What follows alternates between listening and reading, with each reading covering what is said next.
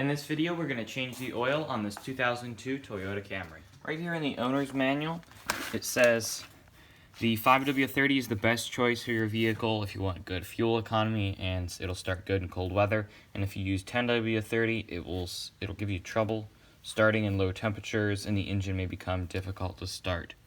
So we actually were running 10W30 in the engine before.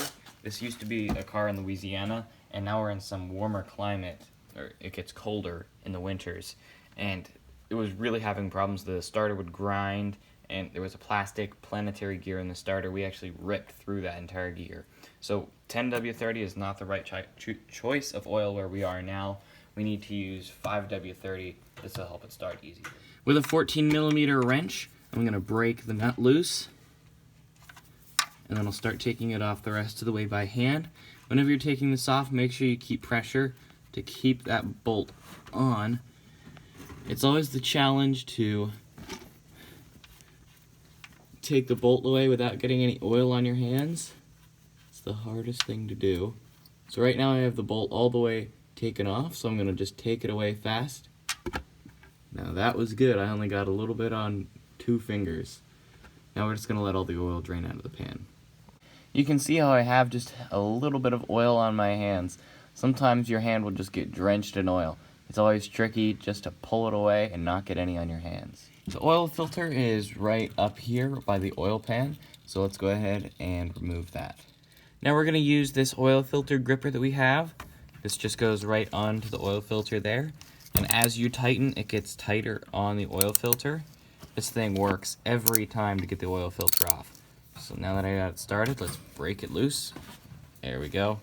It's starting to move off. Now that that's loose, we want to move our oil bucket underneath the oil filter, just because oil is going to come out. Now let's take it out the rest of the way. And there's no trick here to not get oil all over your hands and everywhere else.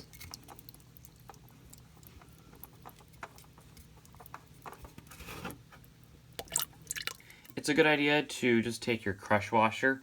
You either want to replace it, or I'm just going to sand this flat a little bit with the disc sander since this is a flat surface. It'll help it keep a better seal. You don't want it to conform to the shape of the bolt. Now we can put our cleaned up crush washer on the bolt. I also just cleaned up the bolt a little bit with a wire wheel. Now let's put in the plug. Now we'll go ahead and tighten up our drain plug. Now we'll take some of the oil that we just drained out and put it along this rubber seal. This will help it seal. It's very important you do this. And then whenever you put the new oil filter on, you want to make sure that there's no rubber gasket left over from the old filter. So now I'm going to go ahead and put this on.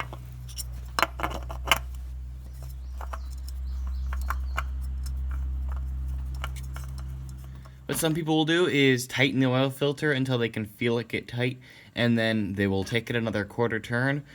What I've always done is I just tighten it as tight as I can with my hand, and that gets it tight enough. Now we can go ahead and put fresh oil in.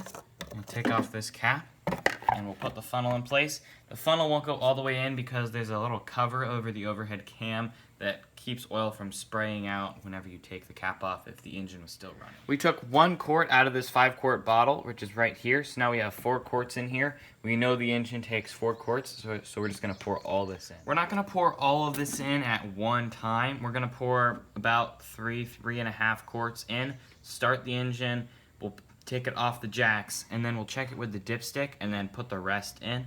You don't want to add all of it at once, and if you had too much oil, you'd have to take the drain plug out again and take some out, which is a big pain. So let's go ahead and start dumping this in. You want to make sure that your oil has these certifications here. Your manual will say these 2 right here. We have this stamp, and on the back we have another stamp right there, and those both meet the same certifications as what the manual says. We turned the car on and we took it off the jacks. Now we're going to check the oil, and it's right there on the dipstick. So we need maybe about 3/4 more of a quart. So now we'll add more oil. I'm not going to put all of it in. I'm going to put a good amount in. The oil level is right there on the stick. So the oil level is just about perfect. I put all of the oil in, all 4 quarts. You don't want the oil to be right at this dot. If it's right at the dot, that's too much. You want it around right below that, and that's just the sweet spot where you want the oil to be. That's how you change the oil on a 2002 Toyota Camry. So I hope you guys found this video useful. If you did, don't forget to like and subscribe, and we'll see you next time.